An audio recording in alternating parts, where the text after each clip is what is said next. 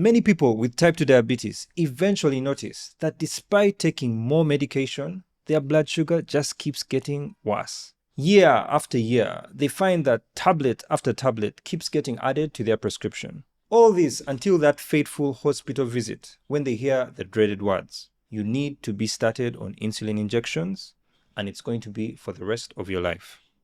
A mix of emotions, fear, anxiety, and regret runs through their minds. What else to do? There's no other way, or at least that's what they think. Shirley, one of my clients, was just like that. Her blood sugar was way out of control with her HbA1c at 15.9%. The normal should be less than 5.7. And she was taking over 10 medications with a monthly bill of 2 million Ugandan shillings. And that was on medication alone. She had just been told by her doctor that she needed to be started on insulin. And that's what made her seek another way of dealing with her condition. If you stick with me to the end, I'll show you how Shirley tremendously changed her situation for the better. My name is Dr. Andrew Etuket, and I run a health coaching program called Vigorized. Vigorized is a doctor-led health coaching system that helps high-level professionals take control of their blood sugar and energy without having to rely on medication. The first thing you need to understand is the nature of type 2 diabetes. If handled the wrong way, the typical progression will be diagnosis of the illness, get started on one oral drug, normally metformin, a second oral drug being added, then a third oral drug, or even a fourth, and then you get started on insulin, with or without oral drugs in addition. And then the doses of these drugs keep increasing year after year. Then come the complications: erectile dysfunction, nerve damage, kidney damage, liver damage, heart attack, stroke, and several other things. Unfortunately, very few people stop to ask themselves, if these drugs are treating the disease, then why does it keep progressing and getting worse? And yet, by asking that one simple question is the point at which things can potentially start to change for the better. Here, let me show you why the disease keeps progressing despite increasing medication. To illustrate this, I'll use a tool I call the web of bondage. The first step is, what is the number one root cause of type 2 diabetes? And this is where you need to get it right. You've probably heard very many things before this. I invite you to have an open mind and reason through these things with me. In most of the cases of type 2 diabetes, it primarily starts with having the wrong nutrition. Lots of carbohydrate, most especially refined carbohydrates. This is going to cause you to produce a lot of insulin. High insulin is going to cause you to start storing fat. First, you store it under the skin, but if you continue doing the wrong thing, you will start storing it around your internal organs, particularly your intestines. And that's what contributes to the belly fat. So that's called visceral fat. Visceral fat is going to cause insulin resistance, a condition where your cells don't respond well to insulin. And this is what you've probably had as being the cause of type 2 diabetes. It doesn't start there. Insulin resistance is going to cause a myriad of problems, one being elevated levels of blood sugar, and then of course it's also going to cause elevated blood pressure, elevated levels of triglycerides, reduced levels of HDL cholesterol, fatty liver, and several other things. For today, we are going to focus particularly on the sugar. Now, insulin resistance can be caused by other things. One very important cause of insulin resistance is chronic stress. When you're stressed for whatever reason, it could be social stress, it could be work-related stress, it could be mental stress, physical stress, physiological stress, which we are going to discuss in a moment, your body starts to produce elevated levels of a hormone called cortisol. Cortisol is going to cause you to store visceral fat, but cortisol can directly interact with insulin to cause insulin resistance. High levels of cortisol will also cause muscle loss, and muscle loss will result in insulin resistance. Now, let's get back to that type of stress I called physiological stress. Physiological stress can occur when your body doesn't have the right amount of energy for its daily function. This can be due to several causes, but the particular one we're going to focus on today is eating too little. I commonly tell my clients that calories are not bad. You just need to get them from the right sources. And the analogy I use is, if you don't put oil into the engine of your car, is it going to function well for long? No, it's going to get stressed, and then you'll probably get an engine knock, which is very serious and very expensive. Your body is no different. It needs the calories to function. You just need to get them from the right sources. So this is the web of bondage. This is how one gets to the point where their blood sugar levels are elevated and type 2 diabetes develops. Now, let's look at the different drugs used to treat type 2 diabetes and how they fit into this web of bondage. Let's start with insulin. When somebody injects themselves with insulin, they increase on their blood levels of insulin. The problem with that is when somebody has type 2 diabetes, their insulin levels are already elevated. Is it ridiculous to say that by somebody injecting themselves with insulin, they are just worsening the problem? I don't think it is. In addition to that, insulin comes with other side effects. It can cause low blood sugar levels, which can be dangerous, even fatal. It causes weight gain, which is worsening the condition. It can also cause salt and water retention, which can result in high blood pressure. And insulin is associated with the development of several tumors. The next group of drugs we'll discuss is a group called Sulfonylureas. The names of these drugs start with the letters GLI and end with the letters IDE. So drugs like Glimepiride, Glitazones, Glipizide, Glimepiride, and several others. The mechanism of action of these drugs is to increase on the amount of insulin which is produced by your pancreas. So they too are increasing on the amount of insulin in your blood.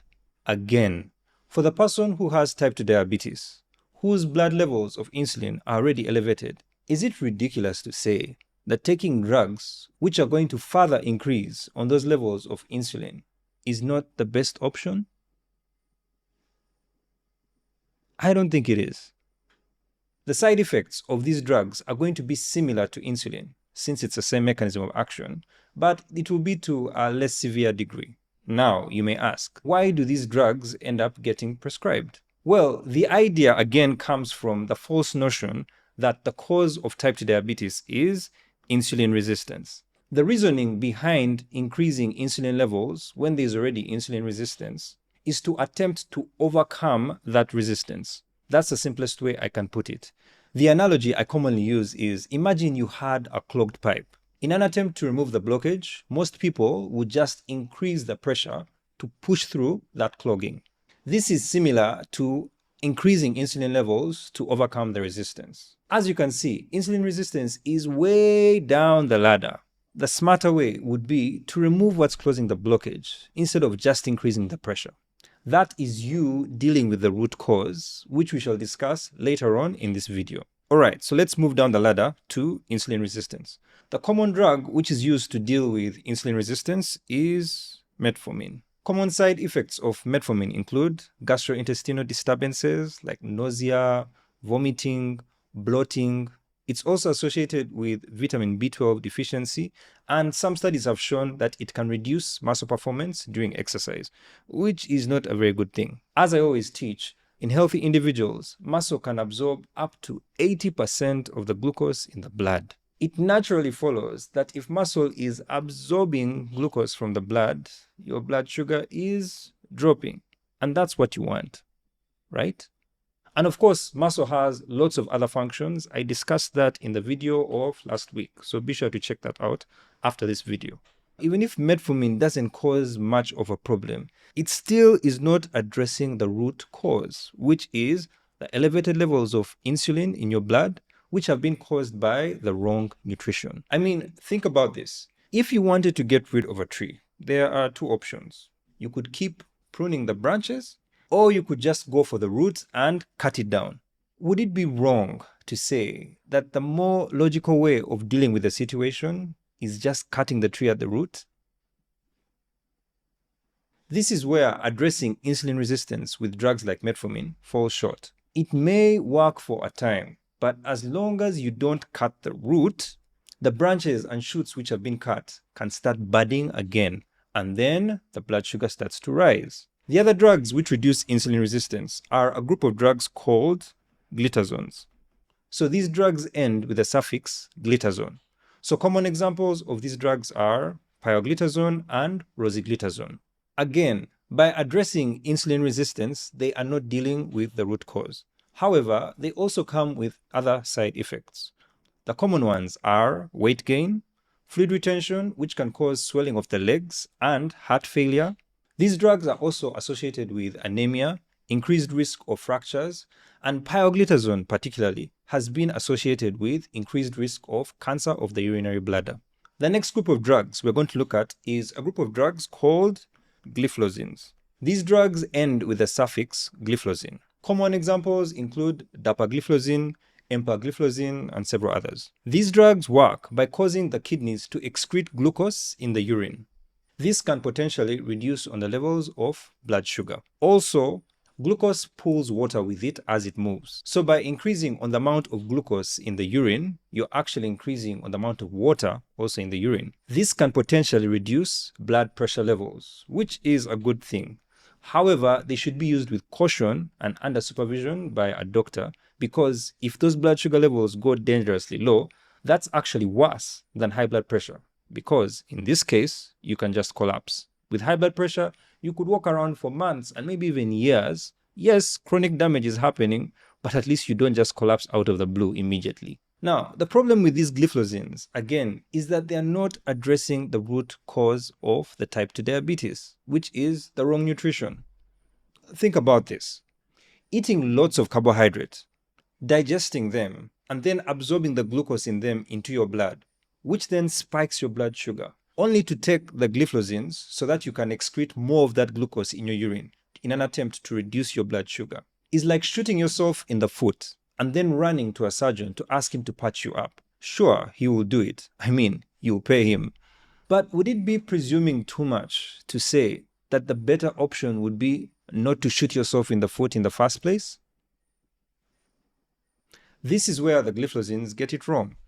Also, you need to remember that glucose is food, and therefore it contains calories. And losing excessive amounts of calories in your urine in the form of glucose is not good for you. Remember, we talked about physiological stress, where your body does not have enough energy to maintain its daily functions. Gliflozins can contribute to that physiological stress, which, as we have said, spikes cortisol and then causes muscle loss. I actually saw this firsthand in a client who I helped towards the end of last year. She was taking dapagliflozin and adhering to the nutrition, to the exercise routines, to the recovery routines. And yet, for some unknown reason at the time, she kept progressively losing muscle mass week after week whenever she would come in for her measurements. Everything seemed fine. And to be honest, if I compare all the type 2 diabetes drugs, the gliflozins would be one of the last which I am quick to remove, because it doesn't really cause major issues. Or at least I thought at that time. But again, as I always teach my clients and the members of my team, the numbers don't lie. If the muscle mass is dropping, if the fat is increasing, there is no way that somebody is doing everything right. There is something which is wrong. So we kept digging. And since her fasting blood sugar levels had become normal, I decided to get her off the drug with close supervision. And to our surprise, just 1 week after getting off the drug, she had raised her muscle mass by over 1 kilo. This is just one example of the silent dangers of depending on these drugs as your sole mechanism of managing your type 2 diabetes. Alright, so let's move over to the other side of the web of bondage and look at the drugs which cause people to eat too little. There are 3 groups of drugs in this category. The first is the GLP-1 receptor agonists. I discussed these in the video of last week. Again, feel free to check out that video. The common drugs here are Ozempic, Wegovy, Mounjaro, and Zepbound. The second group of drugs here are the gliptins. So drugs which end with the suffix gliptin, saxagliptin, sitagliptin, and several others. Now, if you're the kind of person who's eating too much food, you're having more than 3 meals a day, it's lots of junk food, very high in calories, you have failed to control your desire to eat. These 2 groups of drugs attempt to solve the problem of type 2 diabetes at the root cause, which is nutrition.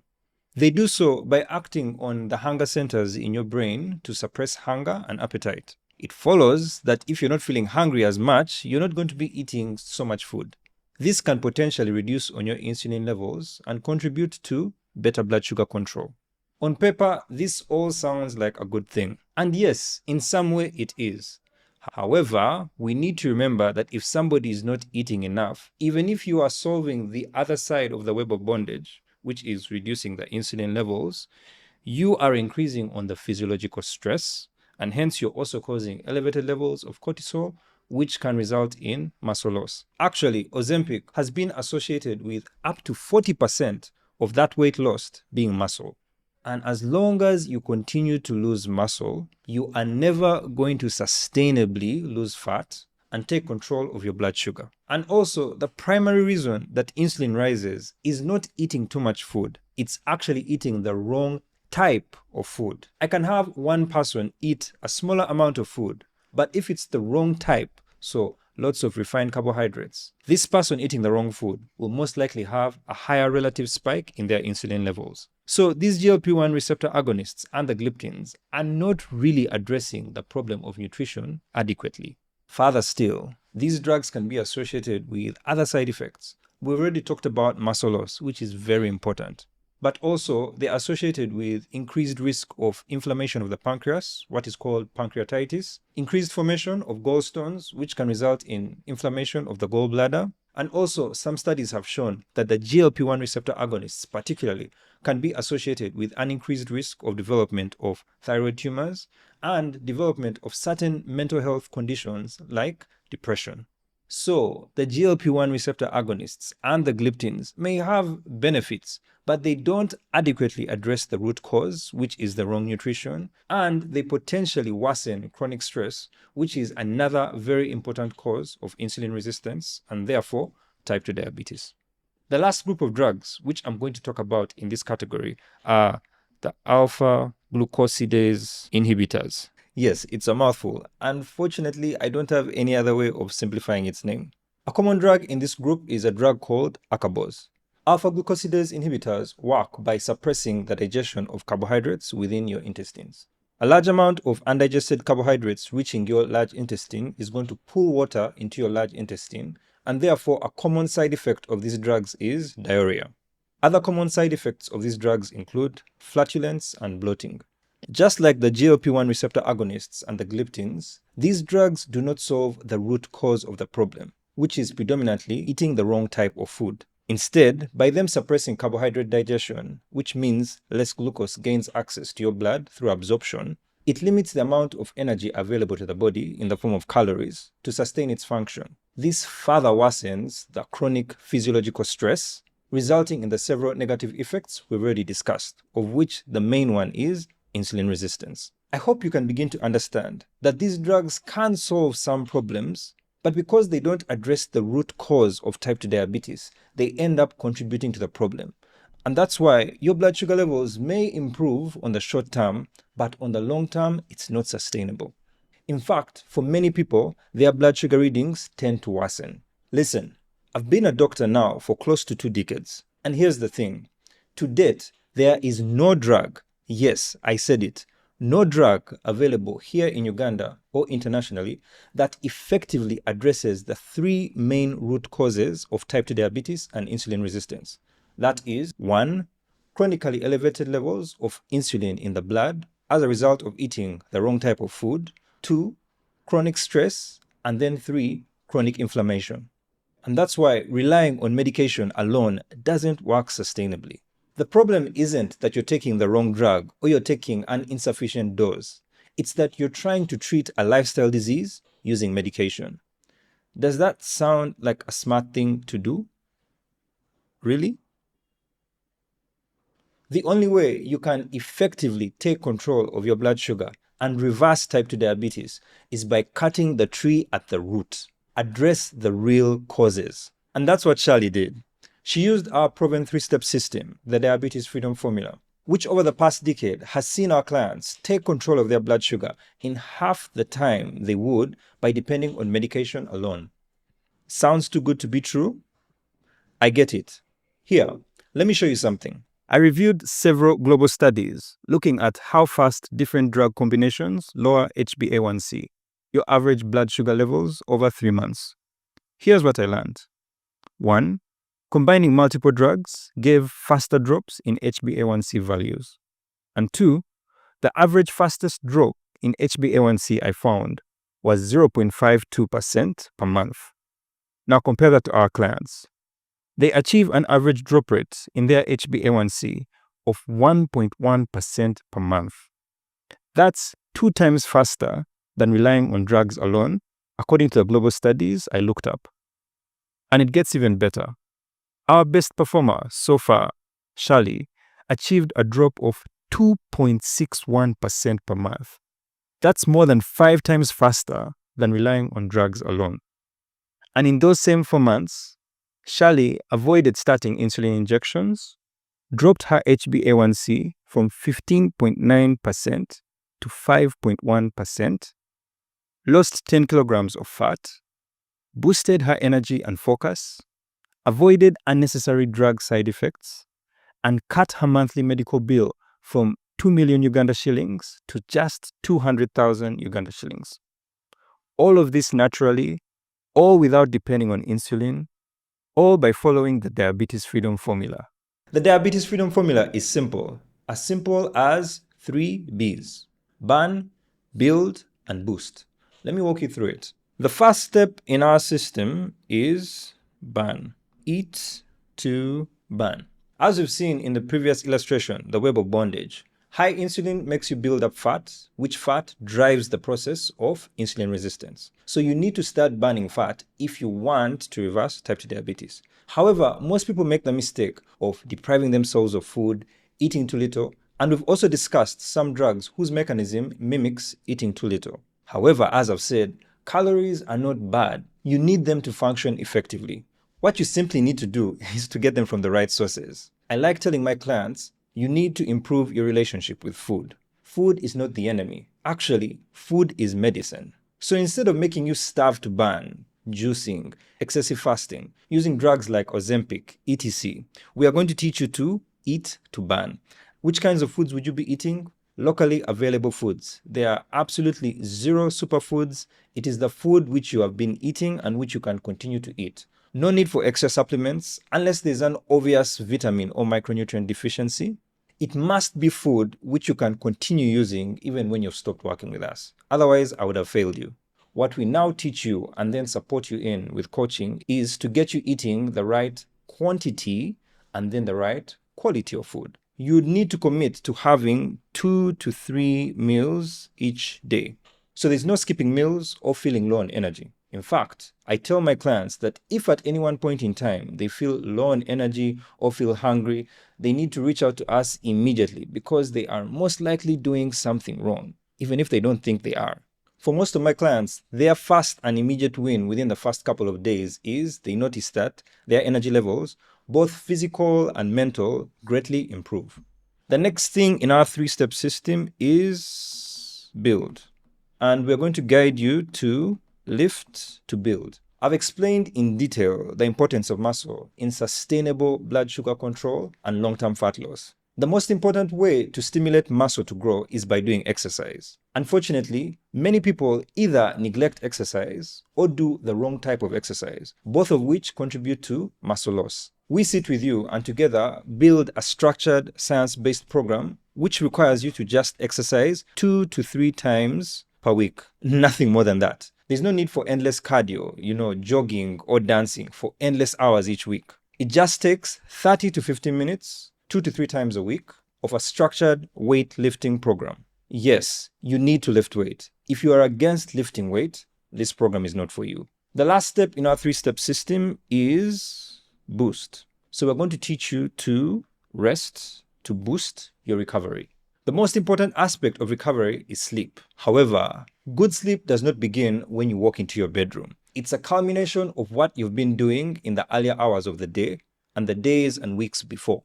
Most people are unaware of things which are silently killing good sleep for them. We sit with you to take an audit of your day-to-day schedule, help you to identify the things which are driving stress and hence worsening your sleep, and then guide you in replacing them with habits which are going to promote good quality sleep. We also guide you in developing a post-workout regimen which helps you recover adequately from your exercise. You need to understand that you lose fat and build muscle when you sleep and recover well.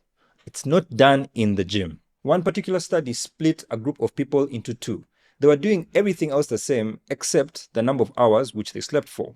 So the first group slept for 5.5 hours and the second group slept for 8.5 hours. And this went on for about 2 weeks. After that time period, the results were remarkable. The group which slept for 5.5 hours lost on average 0.6 kilograms of fat, whereas the group which slept for 8.5 hours lost on average 1.4 kilograms of fat. That was about 3 times more fat lost by the group which slept longer. With this in mind, we recommend to our clients that they aim for 7.5 hours of sleep per day. So eat to burn plus lift to build plus rest to boost equals the diabetes freedom formula. So all you need to do is to commit to 2 to 3 healthy meals per day, 2 to 3 structured exercise sessions per week, and 7.5 hours of sleep per day, and you can finally take control of your blood sugar, lose fat sustainably, and maximize your energy. Shirley isn't alone. She's one of the tens of hundreds of people who have helped to achieve freedom from type 2 diabetes. Like Edna, a 67-year-old lady and director of a government agency here in Uganda who was battling with type 2 diabetes, high blood pressure, and dyslipidemia. She reported that she worked a high-stress job and was burdened with lots of medication. By working with us, she was able to lower her HbA1c, was able to normalize her blood pressure readings and her blood cholesterol and triglyceride readings, and drastically reduced her medication. In addition to her, which was a bonus, she was able to lose 3.5 kilograms of fat while building 0.3 kilograms of muscle. Or like Judith, a 49-year-old lady and manager at a lead research organization here in Uganda, who was battling with type 2 diabetes and being overweight. By working with us, she's been able to drop her HbA1c from 7.8% to 5.9%, and she's still going on to get it into the normal range. She's also been able to lose 10 kilograms, build muscle and strength, and has also dropped her body age from 58 years to 51 years. She's also been able to get off the Metformin which she was taking for the type 2 diabetes. Like Pius, a 55-year-old gentleman and managing director of a lead newspaper here in Uganda, who by working with us was able to lose 10 kilograms of fat, normalize his blood pressure and get off his medication, drop his body age from 55 to 45 years, and drastically improve his strength and agility. Or like Disha, a 38-year-old lady who was battling with PCOS, polycystic ovarian syndrome, one of the conditions associated with insulin resistance, as we discussed earlier. By working with us, she was able to lose over 30 kilograms, improve her insulin sensitivity, and drastically boost her strength and mobility. Like Joel, a 28-year-old male who came in overweight with high blood pressure and borderline levels of his blood sugar. By working with us, he was able to normalize both his blood pressure and blood sugar readings while losing 10 kilograms of fat and building muscle and strength. Like Kenneth Magembe, a 45-year-old gentleman and director of an engineering firm here in Kampala, who was battling with dyslipidemia and being overweight. By working with us, he was able to lose 7 kilograms in 6 weeks, build muscle and boost his strength, and normalize his blood cholesterol and triglyceride levels. He's been able to keep them in the right range now for 4 years and counting. Like Catherine, a 27-year-old lady who was battling with dyslipidemia. Actually, her complaint at the time we met was that her hands turned blue all of a sudden. By working with us, she was able to normalize her cholesterol and triglyceride levels and lose about 4 kilograms, which to her was a bonus. If you're somebody who is taking medication for type 2 diabetes, let me speak directly to you. You're probably seated there wondering whether this is all true, whether there's actually a safe way to reduce your dependence on medication. I would like to help you find out. I'd like to invite you to click the link below, which will take you to a page where you can book a free discovery session with me. During this session, we'll discuss where you want to get to and what's standing in the middle preventing you from getting there. In so doing, we'll be able to determine whether you're a good fit for the support we provide, and also whether our program is likely to help you achieve the goals which you so urgently desire. If we both agree that it's a good fit, then we can discuss the next steps thereon. So go ahead, click the link below and book your free discovery session with me. Once again, Dr. Andrew Etuket from Vigorized. Speak soon.